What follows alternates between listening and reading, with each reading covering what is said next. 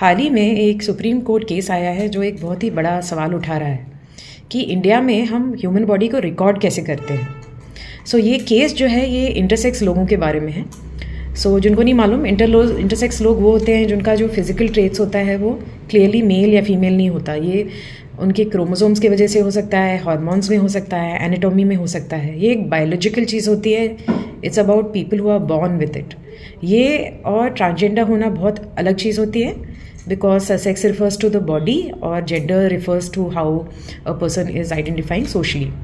ये जो केस है ये सुप्रीम कोर्ट में आया है, जैसा कि मैंने कहा, इसलिए आया है क्योंकि लॉ सेक्स और जेंडर को डिफ्रेंशिएट नहीं करता, वो उसमें कंफ्यूज रहता है। और इस गैप की वजह से हम देख रहे हैं कि इंटरसेक्स पीपल जो लोग हैं वो लोग सेंसस में काउंट ही नहीं हो रहे, क्योंकि इनके डॉक्यूमेंट्स जो हमारे हैं, लीगल डॉक्यूमेंट्स, उसमें कोई जगह नहीं है उनके लिए।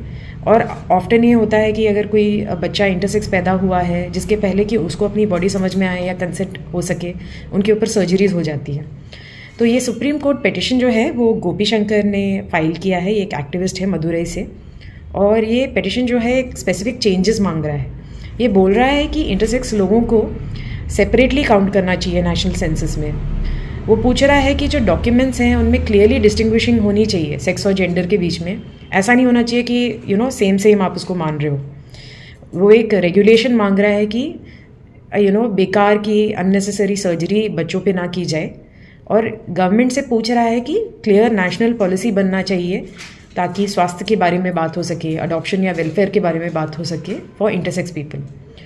और यही साल में कुछ देर पहले जस्टिस DY चंद्रचूड ने हमारी सेंट्रल गवर्नमेंट और मल्टीपल मिनिस्ट्रीज़ को नोटिस भी भेजा था और उनसे पूछा था कि क्योंकि ये एक सिस्टमिक प्रॉब्लम है, पॉलिसी और कॉन्स्टिट्यूशनल राइट्स की बात है और इंडिविजुअल ग्रीवेंस की बात नहीं है, तो गवर्नमेंट क्या बोल रहा है इस बारे में। और गवर्नमेंट में सॉलिसिटर जनरल ने इसको अपोज भी नहीं किया, और एक्चुअली ही इंकरेज कि इसको डिटेल में एग्जामिन करना होगा, क्योंकि इसमें काफ़ी कॉम्प्लेक्सिटी है और काफ़ी मल्टीपल डिपार्टमेंट्स से बात करनी पड़ेगी। अब इसके बाद सुप्रीम कोर्ट ने कल ही ये केस को 3 जज बेंच को रेफ़र किया है, और ये तब होता है जब कोई केस को डिटेल में बात करनी होती है। तो अब ये केस फिलहाल अनफोल्ड हो रहा है, कोई जजमेंट नहीं निकली है, ना कोई पॉलिसी बदली है अब तक।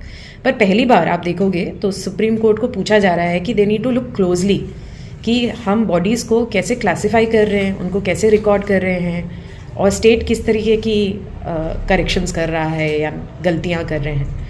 एंड बात यह है कि अब ये बात रिकॉर्ड पर आ गई है।